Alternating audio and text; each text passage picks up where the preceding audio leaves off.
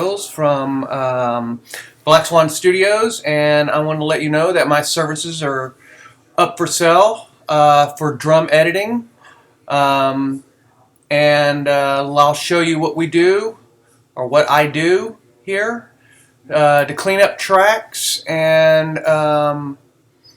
edit drums. A lot of bands nowadays, they like their drums gridded, and I'll show you really quick how I grid. So I want to get this with a drum fill because what I want to show you is important. Alright, so here we go. We got the drums gridded. Okay, so let's take a listen. We'll turn on the click, and let's take a listen.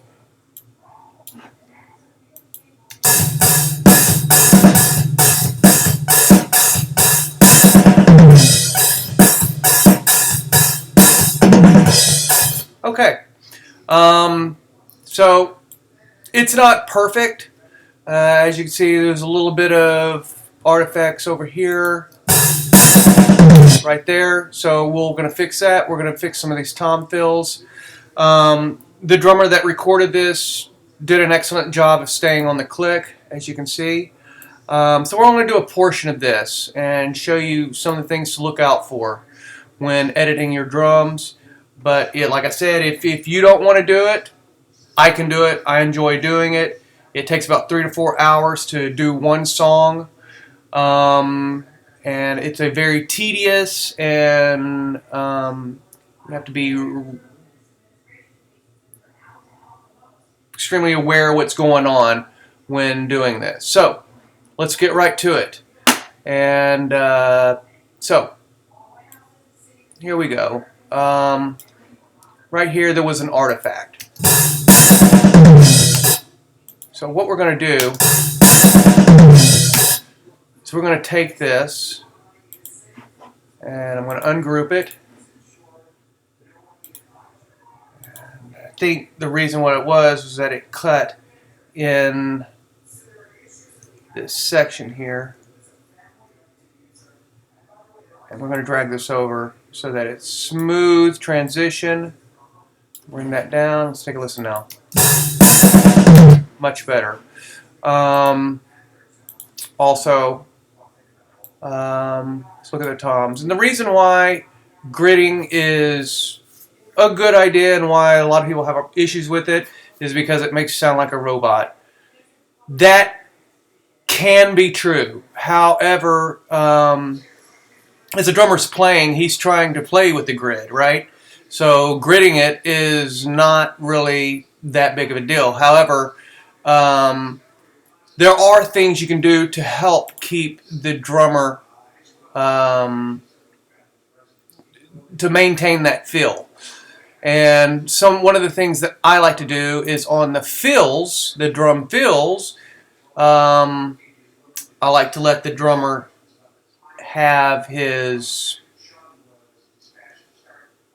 time, if that makes sense. So like this, we didn't do any editing on that. We left it just the fill just as the drummer played it. And let's take a listen. There you go. It's not gridded. It's exactly how the drummer played it.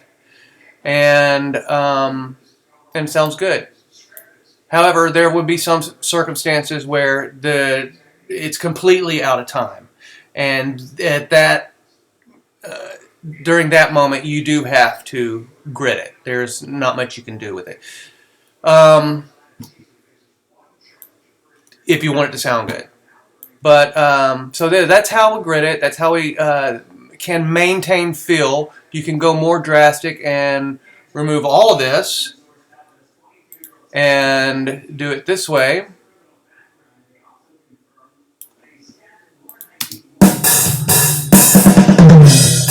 Which is fine as well. This would need to be brought over. This didn't capture.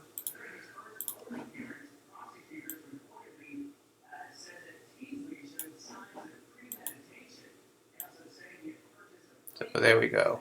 And we need to bring this back down.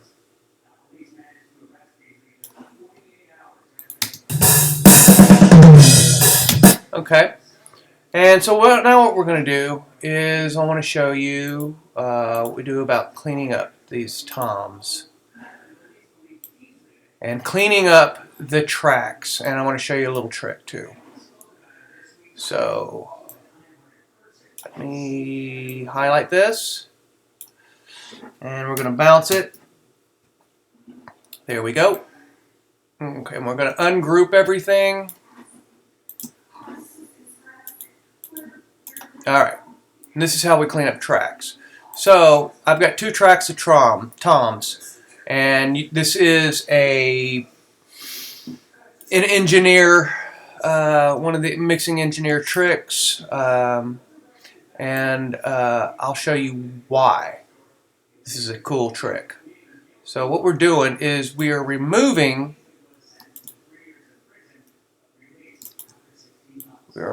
all of the other drum hits, the bleed that comes through the mics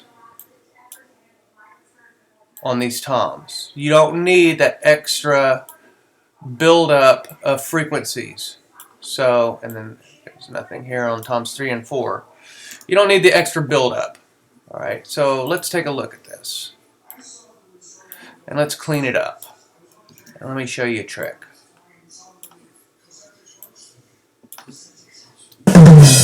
Alright. So, here,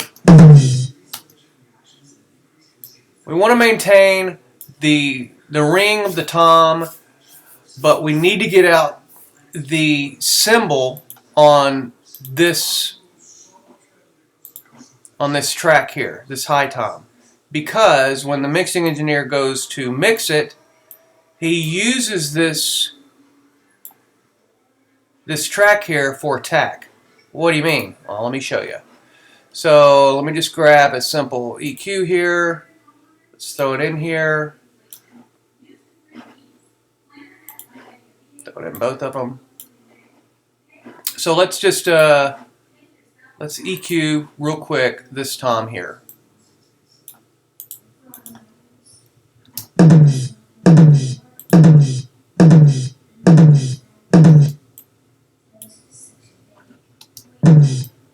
This is how I would do it. This is real quickly.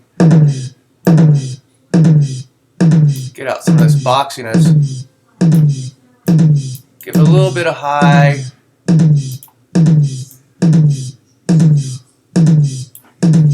Alright. And over here on this one, what you want to do, or what the engineer would do, is he would take out everything and just keep the tick.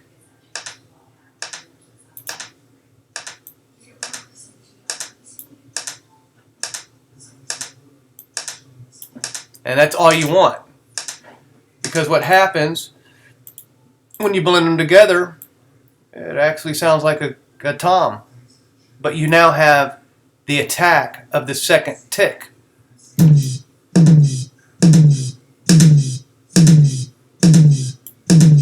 There you go. However, had you left that cymbal in this track, you'd have this. And you don't want that, because it's EQ'd way too high.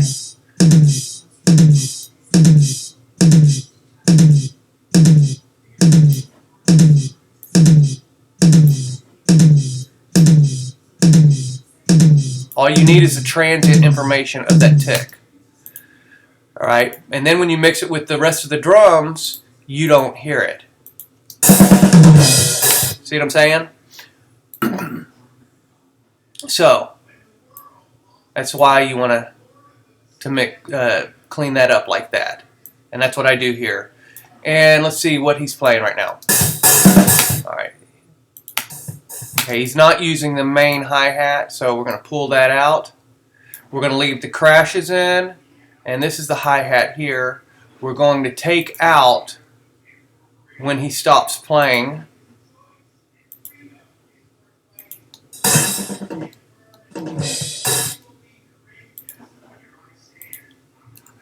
And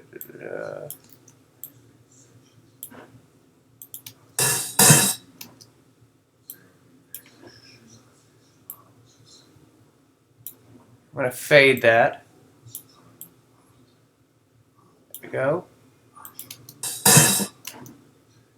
Alright. And let's see, he's not playing the China here. We would do the China the same way, only keep the China in, take out the rest of the bleed. Let's see if he's doing the ride. I don't believe so. No. So the ride can go.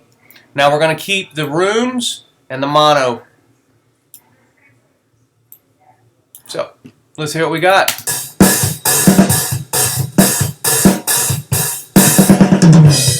Yep.